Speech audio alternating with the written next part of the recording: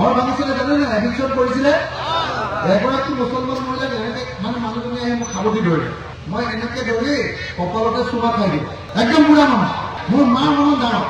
একদম বিজেপিয়ে গোটেই অসমতে ওলাই দিলে বোলে অখিল গগৈ চুমা পাবা, চুমা পাবা। চাৰিওফালে ওলাই দিলে এইটো চুমা পাবা। মোৰ কাৰণে এটা হিন্দু মুছলমান নাই। মোক বেয়া পালে ভাল পালে মই চবৰ লগতে মিলি থাকো। আৰু মোৰ কাৰণে এইবোৰ হিন্দুও নাই, মুছলমানো নাই, খ্ৰীষ্টানো নাই, জৈনো নাই, বৌদ্ধও নাই, শিখো নাই। মই অকল মানুহক ভাল পাওঁ।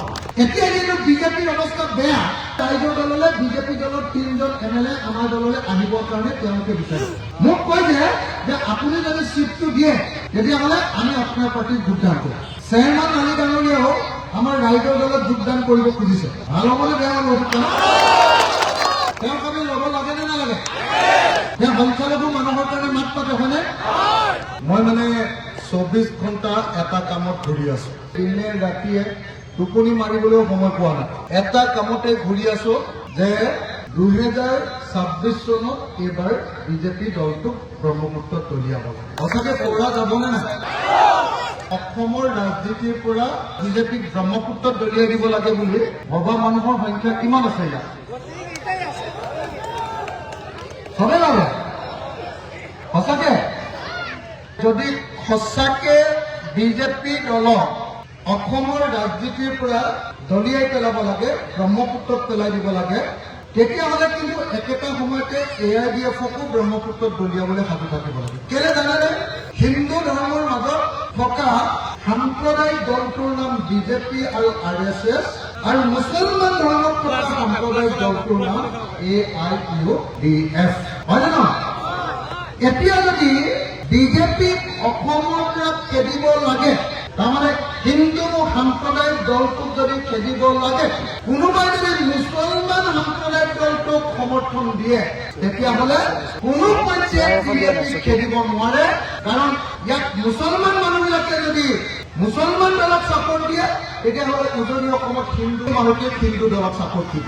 সেইকাৰণে আমাৰ শ্লোগানটো হ'ব লাগিব যে সাম্প্ৰদায়িক দল, সেইটো হিন্দু হওক, সেইটো মুছলমানৰ হওক, সকলো সাম্প্ৰদায়িক দলক আহক 2026 ব্ৰহ্মপুত্ৰত দলিয়াই পেলাব লাগিবনে নাই? এতিয়া আমি এইবাৰ ৰাইজৰ দল, অসম জাতীয় পৰিষদ, কংগ্ৰেছ, CPI, CPM, CPIML আৰু PSLC পাহাৰৰ, কাৰ্বি পাহাৰৰ 8টা দল লগ হৈ আমি 2টা দলক অসমৰ পৰা বাহিৰ কৰি দিব খুজিছো। এটা হ'ল বিজেপি আৰু আনটো হ'ল AIDF। সঁচাকে কওক, পাৰিম নে নাই? আপোনালোকে যদি বিচাৰে তেতিয়াহ'লে আমি পাৰিম, আৰু আপোনালোকে যদি নিবিচাৰে তেতিয়াহ'লে আমি নোৱাৰো। গোটেই বস্তুটো নিৰ্ভৰ কৰিছে ৰাইজৰ ওপৰত। ৰাইজে যদি বিচাৰে যে হিন্দু সাম্প্ৰদায়িক দলক উৰুৱাই দিম, তেতিয়াহ'লে হিন্দু সাম্প্ৰদায়িক দলক আমি উৰুৱাই দিব পাৰিম। ৰাইজে যদি বিচাৰে যে মুছলিম সাম্প্ৰদায়িক দলক উৰুৱাই দিম, তেতিয়াহ'লে মুছলিম সাম্প্ৰদায়িক দলক আমি উৰুৱাই দিব পাৰিম। হিন্দু সাম্প্ৰদায়িক দল বিজেপিয়ে যেতিয়া দেখিলে ৰাইজৰ দল আৰু কংগ্ৰেছ একলগ হ'ল, সেইদিনাই সিহঁতৰ মাথা গৰম হৈ গৈছে, আৰু মাথা গৰম হৈ সিহঁতে সিদ্ধান্ত লৈছে যে এইবাৰতো আমাৰ উপায় নাই।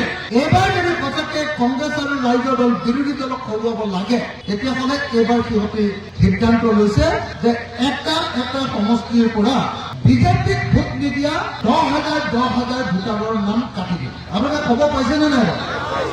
এতিয়া যিটো বিজেপিৰ অৱস্থা বেয়া, ৰাইজৰ দললৈ বিজেপি দলৰ 3জন MLA আমাৰ দললৈ আহিবৰ কাৰণে তেওঁলোকে বিচাৰে। মোক কৈছে যে আপুনি যদি চিটটো দিয়ে তেতিয়াহ'লে আমি আপোনাৰ পাৰ্টিত যোগদান কৰিম। চেয়াৰমেন আলী ডাঙৰীয়াও আমাৰ ৰাইজৰ দলত যোগদান কৰিব খুজিছে। ভাল হ'বনে বেয়া হ'ব? তেওঁক আমি ল'ব লাগে নে নালাগে? তেওঁ সংখ্যালঘু মানুহৰ কাৰণে মাত পাতে হয়নে? মইতো ৰাইজৰ দলৰ এটা বিধায়ক, অকল একত্ৰিশ। এছেম্বলিখনত আপোনালোকৰ মুছলিম মানুহৰ বিধায়ক কংগ্ৰেছ আৰু AIDF মিলি 22জনমান MLA আছে। কিন্তু আপোনালোকে চাইছেনে নাই মই নাজানো যে যেতিয়া বিজেপি দলে আৰু হিমন্ত বিশ্ব শৰ্মাই মুছলমানৰ ঘৰ ভাঙিছে, তেতিয়া কি 22জনে যিমান চিঞৰে তাতকে মই বেছি জোৰকে তাতে চিঞৰিম। সেইকাৰণে মই আপোনালোকক এটা কথা ক'ব কৈছো, আপোনালোকে যিবিলাক MLA জিকাই পঠিয়ায়, এইকেইটা কৈ চব বিজেপি পকেটত সোমাই থাকে। চব বিলাক মই যিমান দেখিলো আপোনালোকৰ MLA, অকল এটা মানুহকে দেখো দমদমাই থাকে সেইটো হ'ল চেয়াৰমেন আগে তাৰ বাহিৰে গোটেই এই যে 20 নে 21 নে 22টা আছে নহয় আপোনালোকৰ এমএলএ এইকেইটাক যে কেলে আপোনালোকে জিকাই আছে আপোনালোকেহে জানে মই হলে মোৰ পাৰ্টিত হলে কিন্তু মই জিকিবলৈ নিদিলো কাম নাই জাতিৰ বিপদৰ সময়তো সিহঁতি মাত নামাতে মই আপোনালোকক এটা কথা কওঁ আপোনালোকে মোক বেয়াও ক'ব পাৰে দেই বেয়া ক'লেও পাই থাকিব মই ইমান তেল চেল কাকো মাৰি নাথাকোৱে মই এনেকুৱা মানুহ জানো হিমন্ত বিশ্ব শৰ্মাক সন্মুখত ৰাখি এনেকে কওঁ যে আপোনাৰ নিচিনা 2 নম্বৰ মানুহ এটা কোনে জন্ম দিলে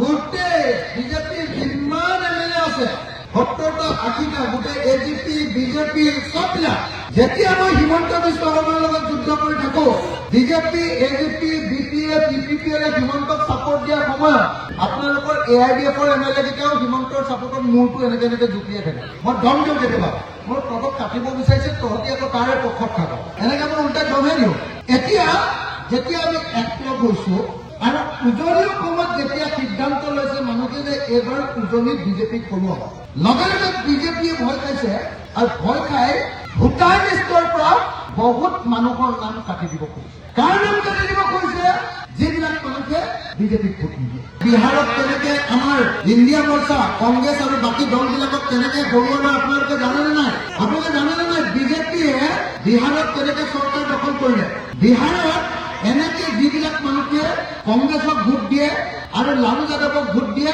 সেই মানুহবিলাকৰ নাম ভোটাৰ তালিকাৰ পৰা কাটি দিয়ে আৰু বাহিৰতো মানুহৰ নাম দি তাত নতুন মানুহ কিছুমানৰ নাম ভৰাই দিলে আৰু হাৰিয়ানা আৰু উত্তৰ প্ৰদেশৰ পৰা মানুহৰ নাম দি ভৰাই দি বিহাৰত বিজেপি জিকিব এতিয়া অসমতো এইটো কাম কৰিব খুজিছে আৰু সেইকাৰণে মই আপোনালোকৰ ওচৰলৈ আজি আহিলো প্ৰথম কথা এতিয়া যে ড্ৰাফ্ট ভোটাৰ লিষ্ট ওলাইছে আপোনালোকে সকলোৱে নিজৰ নিজৰ নামটো ভোটাৰ লিষ্টত আছে নে নাই এবাৰ চাই আহক ডিচি অফিচলৈ যাওক আৰু ড্ৰাফ্ট ভোটাৰ লিষ্টত আপোনালোকৰ নাম সোমাইছে নে নাই এবাৰ চাওক যদি সোমাইছে ঠিকে আছে কিন্তু সোমোৱাৰ পাছতো আপুনি নিৰাপদ নহয় এতিয়া পৰহিৰ দিনা বিজেপি দলে কি কৰিছে জানেনে গোটেই ৰাতি তেওঁলোকে গুৱাহাটীত বহি আমাৰ নলবাৰীৰ ওচৰতে এটা সমষ্টি আছে কি বুলি কয় বৰক্ষেত্ৰী সমষ্টিত 17,000 মুছলিম মানুহৰ নাম কাটি দিব লাগে বুলি বিজেপিৰ পৰা কমপ্লেইন মাৰিছে যে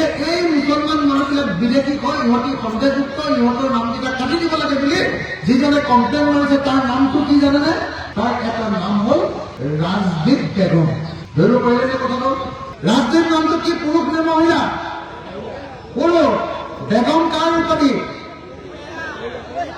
কথাটো বুজিলে নে না ৰাজদীপ বেগম বুলি পৃথিৱীত কোনো মানুহ থাকিব নেকি ইয়াৰ নামটো কি মনিৰুজ্জামান মনিৰুজ বেগম বুলি ক'লে আপোনালোকে মানি ল'বনে নাই হ'ব পাৰে নেকি এগৰাকী মহিলা যিকোনো এগৰাকী মহিলা বেগম উপাধি মহিলা এগৰাকী উঠকচোন আপোনাৰ নাম কি বেগম ফাতেহা বেগম ফাতেহা বেগমৰ নাম যদি মই কওঁ শাহজাহান বেগম হ'বনে নাই শাহজাহান বেগম হ'ব পাৰে নেকি নোৱাৰে হয়নে নহয় ঠিক তেনেকে ৰাজদীপ বেগম ৰাজদীপটো হিন্দু নাম বেচেৰাহঁতে একো নাজানে যে মুছলমান মহিলাবিলাকে উপাধিটো বেগম লিখে কথাটো গম পাইছে নাই গুৱাহাটীত বহি নাম কাটিবলৈ লিখিছে আৰু গুৱাহাটীত বহি যেতিয়া নাম কাটিবলৈ লিখিছে যিবিলাকে নাম কাটিবৰ কাৰণে দিছে সেই মানুহটোৰ নাম ৰাজদীপ বেগম ৰাজদীপটো হিন্দু নাম ঠিক আছে হিন্দু নামতো বাৰু কোনোবা থাকিলে কিন্তু মতা মানুহৰ পিছফালেতো বেগম কেতিয়াও নাথাকে হয়নে নহয় এই চুৰ যে ধৰা পৰি যায় হয়নে নহয় সদায় চুৰৰ কিবা এটা থাকি যায় নাই চুৰ সদায় ধৰা পৰে নাই লাষ্টত গৈ বিজেপিৰ চুৰকেইটা প্ৰথমতে ধৰা পৰিছে অল পাৰ্টিৰ পিনৰ পৰা আজি আমি দিছপুৰ থানাত কেছ দিছো যে এনেকে বিজেপিয়ে আমাৰ ভোটাৰ তালিকাৰ পৰা নাম কাটিব খুজিছে গতিকে বিজেপিৰ সভাপতি দিলীপ শইকীয়াক অতি সোনকালে গ্ৰেপ্তাৰ কৰিব লাগে নে নালাগে মই দিলীপ শইকীয়াক কৈছো আপুনি এই 2 নম্বৰটো কৰিলে যে মোৰ ওচৰত প্ৰমাণ আছে দিলীপ শইকীয়াই কৈছে যে নাই তোমাৰ ওচৰত একো প্ৰমাণ নাই মই ক'লো যে আপুনি ইমান সময়ৰ পৰা ইমান সময়লৈকে আপুনি ভিডিঅ' কনফাৰেন্স কৰিছিলে এই ভিডিঅ' কনফাৰেন্সৰ সময়ত পোৱা ভিডিঅ'টো আপুনি আমাক দেখুৱাওক একো নকৰে সেইটোক লৈ নেমাতিলে মই ইলেকশ্যন কমিশ্যন অফ ইণ্ডিয়া ভাৰতবৰ্ষৰ ইলেকশ্যন কমিশ্যনৰ ওচৰত এখন চিঠি দিছো মেমৰেণ্ডাম দিছো এইখন আমাৰ দলৰ পৰা election commission of India chief election officer of Assam তেওঁলোক দুইজনকে মই এখন চিঠি দি আহিছো যে ইমিডিয়েটলি এই যিটো ভিডিঅ' এই ভিডিঅ'টো জব্দ কৰিব লাগে নে নাই মুছলমান মানুহ এজনে এনেকুৱা কিবা এটা ফচিলেহেঁতেন তেতিয়াহ'লে তাৰ ঘৰটো ইতিমধ্যে ভাঙি দিলেহেঁতেন নাই।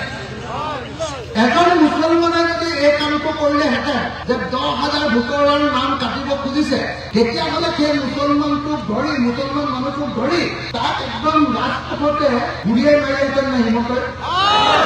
গতিকে এতিয়া দিলীপ শইকীয়াক গ্ৰেপ্তাৰ কৰিব লাগে নে নালাগে? মই ইলেকশ্যন কমিশ্যনক কৈছো যে দিলীপ শইকীয়াক গ্ৰেপ্তাৰ কৰক, তেওঁ যিটো ভিডিঅ' সেইটো জব্দ কৰক, আৰু যদি ইলেকশ্যন কমিশ্যনে নকৰে মই অহা কেইদিনমানৰ ভিতৰতে গুৱাহাটী হাইকোৰ্টলৈ যাম আৰু কোৰ্টত কেছ দি দিলীপ শইকীয়াক কোৰ্টলৈ চুচৰাই আনিম। ভাল হ'বনে বেয়া হ'ব? কিন্তু ৰাইজে যদি সচেতন নহয়, ৰাইজ যদি একলগ নহয়, ৰাইজে যদি এতিয়া ভোটাৰ তালিকাবিলাক নাচায়, তেতিয়াহ'লে কিন্তু বিজেপিয়ে কিন্তু চবৰ নামবিলাক এটা ভোটাৰ তালিকাৰ পৰা কাটিব। এইকেইদিনত আটাইতকৈ যিটো কামত গুৰুত্ব দিব যে ভোটাৰ তালিকাত আপোনাৰ নামটো আহিছে নে নাই। ভোটাৰ তালিকাত অহাৰ পাছতো আকৌ বিজেপিয়ে আপোনালোকৰ নামটো কাটিবলৈ কমপ্লেইন লেটাৰ দিছে নেকি সেইটো খবৰ ৰাখিব।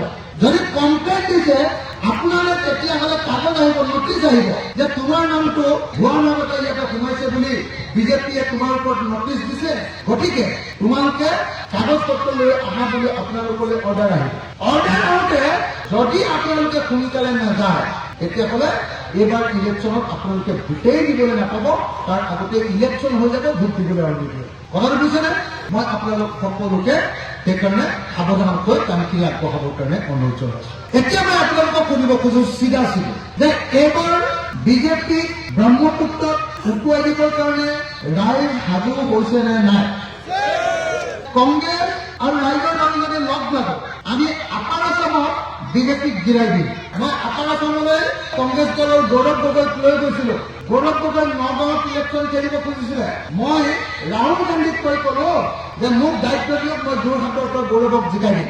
কংগ্ৰেছে ভয় খাই গৌৰৱ গগৈৰ সৈতে নগাঁৱত ইলেকশ্যন খেলিব খুজিছিলে, কিন্তু মই ক'লো নালাগে, যদি নগাঁৱত ইলেকশ্যন খেলিব খোজে তেতিয়াহ'লে বিজেপিয়ে আপোনালোকৰ বদনাম উলিয়াব, মুছলমানৰ ভোট লৈছে বুলি।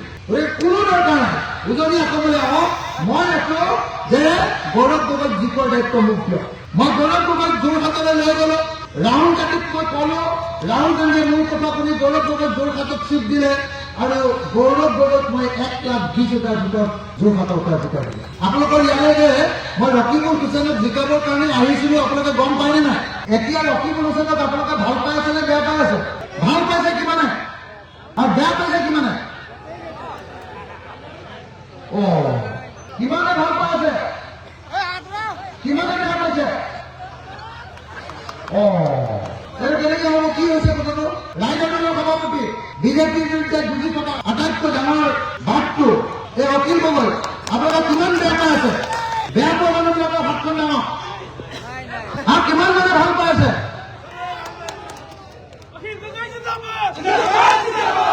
সঁচাকে ঠিকে পাই আছে? মোৰ খাতিৰতে কিন্তু আমি যাকে চিট দিওঁ তাকে ভোট দিব লাগিব বোলে। বিজেপিৰ সৰু ভাই আৰু যিটোক ইলেকশ্যনত টিকেট দিব খুজিছিলে সি মানুহ পাতিছিলে আগতে এজিপি, সেইটোক কেতিয়াও কোনো পৰ্যায়ে আপোনালোকে ভোট নিদিব। ইয়াত হয় কংগ্ৰেছে দিব চিট, নহ'লে ৰাইজৰ দলে দিব।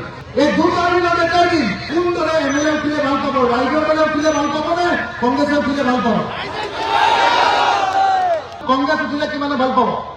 ৰাইজৰ দল উঠিলে কিমানে ভাল পাব? ৰাইজৰ দল। কংগ্ৰেছ উঠিলে কিমানে ভাল পাব? কংগ্ৰেছ। আৰু ৰাইজৰ দল উঠিলে কিমানে ভাল পাব? ৰাইজৰ দল। তেতিয়াহ'লে বাৰু ৰাইজৰ দল উঠিলে ভাল পাব। এই ঘৰ ভাঙিছিলে ধুবুৰী, ঘৰ ভাঙিছিলে জানে নে? এভিকশ্যন কৰিছিলে। এগৰাকী মুছলমান মহিলাক এনেকে মানে মানুহজনে আহি মোক সাৱটি ধৰিলে। মই এনেকে ধৰি কপালতে চুমা খাই দিওঁ। একদম বুঢ়া মানুহ, মোৰ মা মনত ডাঙৰ।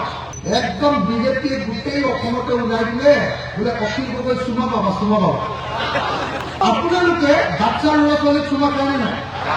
আপোনালোকৰ মাক কেতিয়াবা চুমা খায় নে নাখায়? খায়। মই মোৰ নিজৰ মাৰ নিচিনাকে চুমা খালো, কিন্তু যিহেতু মুছলমান মহিলাতকৈ চুমা খালো, চাৰিওফালে ওলাই দিলে এইটো চুমা পাবা। মোৰ কাৰণে এটা হিন্দু মুছলমান নাই। মোক বেয়া পালে ভাল পালে মই চবৰ লগতে মিলি থাকো, আৰু মোৰ কাৰণে এইবোৰ হিন্দুও নাই, মুছলমানো নাই, খ্ৰীষ্টানো নাই, জৈনো নাই, বৌদ্ধ নাই, শিখো নাই, মই অকল মানুহক ভাল পাওঁ।